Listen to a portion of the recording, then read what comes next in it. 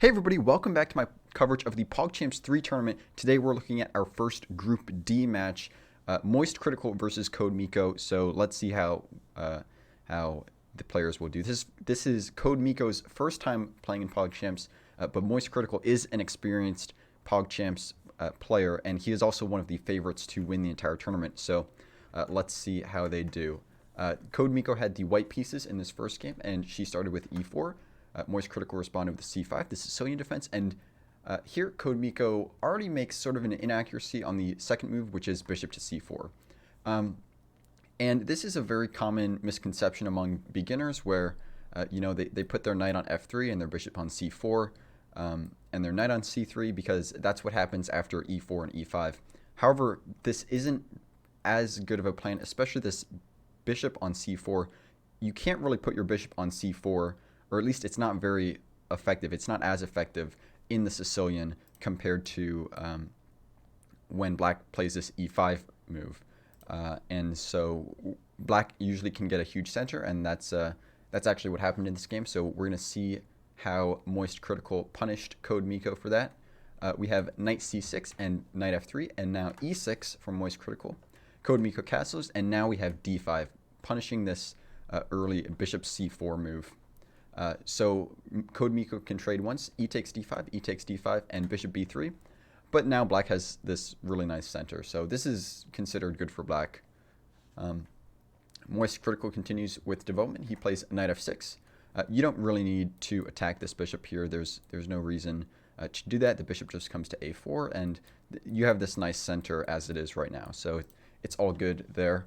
CodeMiko continues with d3, just preparing to develop this dark squared bishop. And MoistCritical plays bishop e7. We have bishop f4 and castles. Knight c3 and bishop e6, so both players just finished development. Very principled from both players so far. We have bishop a4, and here, while MoistCritical was thinking about his next move, CodeMiko accidentally played the move bishop g5. And if you're familiar with the chess.com interface, if you play a move when it is not your turn, it will do something called a pre-move, and that basically means it will automatically make that move when it is your turn to move. So here she accidentally played bishop g5, and then also she didn't know how to disable this pre-move, which you normally do by right-clicking on the mouse.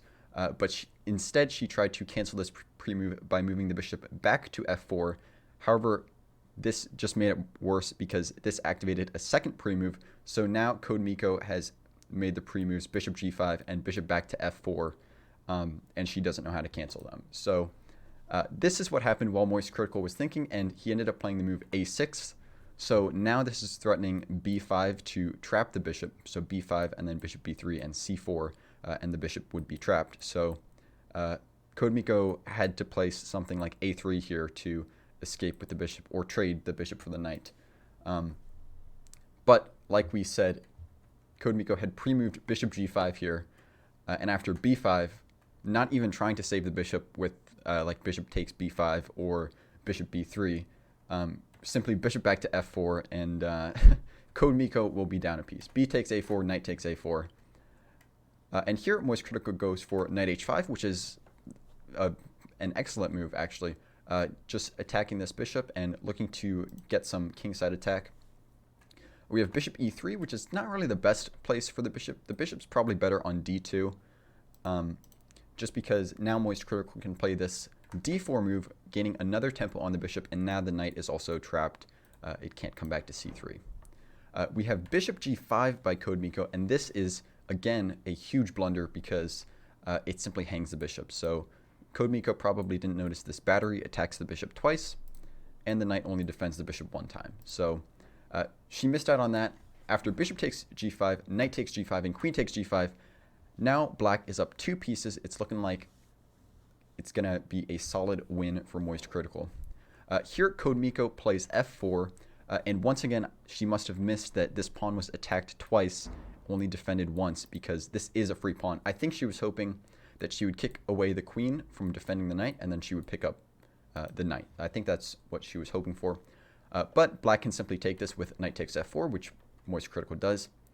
And with this move, there's also a mate threat on g2 here. So white needs to do something about that, like queen f3, for example, or even sacking the rook for the knight. So white needs to do something about that. However, CodeMiko does not do anything. She plays knight b6, so the knight can't come back to c3. She's just trying to get the knight in the game somehow. But this simply hangs mate in 1, and MoistCritical sees it immediately. He plays queen takes g2, and this is checkmate. And this was the shortest game of PogChamps so far, both in moves made and also the time it took. The game was only 5 minutes long or something, and it was 18 moves. So very quick game, and we'll see if CodeMiko can bring it back in game 2, get a win, take it to the Armageddon match. But who knows? It will be a huge upset. I don't think I have anything else to say about this game, so thank you for watching, and be sure to check out my PogChamps 3 playlist, and yeah, thank you for watching. I'll see you next time.